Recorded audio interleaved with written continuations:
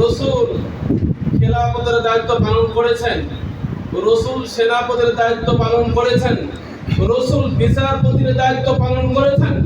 সুতরাং আমরা উলামায়ে কেরাম হয়ে রাসূলের সেই দায়িত্বগুলো যদি পালন করতে আগ্রহী হই, তাহলে আমরা কিসের উলামায়ে কেরাম হইলাম? এজন্য সকলের কাছে আহ্বান জানাবো, আজকে বাংলাদেশ খেলাফত মজলিসের সাথে আমরা সম্পৃক্ত হয়েছি, চুপ করে থাকার জন্য নয়।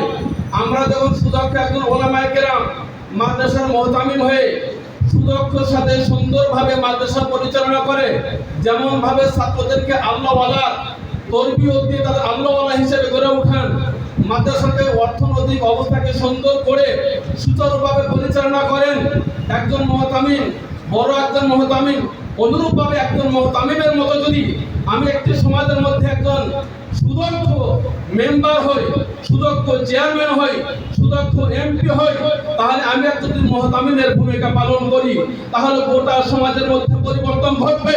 প্রত্যেকটা মানুষ ইমানদার হবে, আল্লাহওয়ালা হবে, সুষম বন্টন সমাজের মধ্যে হয়ে যাবে। কোন প্রকার কারো সমস্যা থাকবে না, কারোর প্রতি জুলুম অত্যাচার থাকবে না। সেই রাসূলের উত্তর অধিকারী হয়ে, ওয়ারিস হয়ে আমরা সেই রাসূলের আদর্শগুলা আমরা আমাদের জীবনের মধ্যে বাস্তবায়ন করতে পারবো তো ইনশাআল্লাহ। আমি সকলের প্রতি আহ্বান জানাবো, আমরা খেলাফত মজলিসের দায়িত্ব নিয়ে আজকের থেকে চুপ করে থাকবো না। প্রত্যেকটা সেক্টরে, প্রত্যেকটা মহল্লায়, হাসপাতাল, স্কুল, কলেজ, যে সেক্টরে থাক না কেন, প্রত্যেকটা সেক্টরে আমরা দাওয়াতের আমল চালাবো।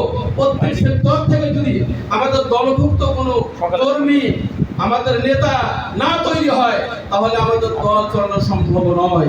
এজন্য সকলের প্রতি, সকলের কাছে আমরা দাওয়াত দেব, আমরা জবানকে বন্ধ রাখবো না। আল্লাহ রাসূলের হাদিস বাল্লিগু আন্নি ওয়ালাউ আয়া, এই হাদিসের উপর আমরা সকলে আমল করব। আমরা সকলে ঐক্যবদ্ধভাবে তাকে আমির বানানো হয়, তাকে মেনে আমরা চলতে থাকবো। আমাদের প্রতিপক্ষ কিছু ইসলামী দলের ভাইয়েরা আছে, কলা গাছকে যদি আমির বানানো হয়, তাকে সুন্দর করে তারা মেনে চলে।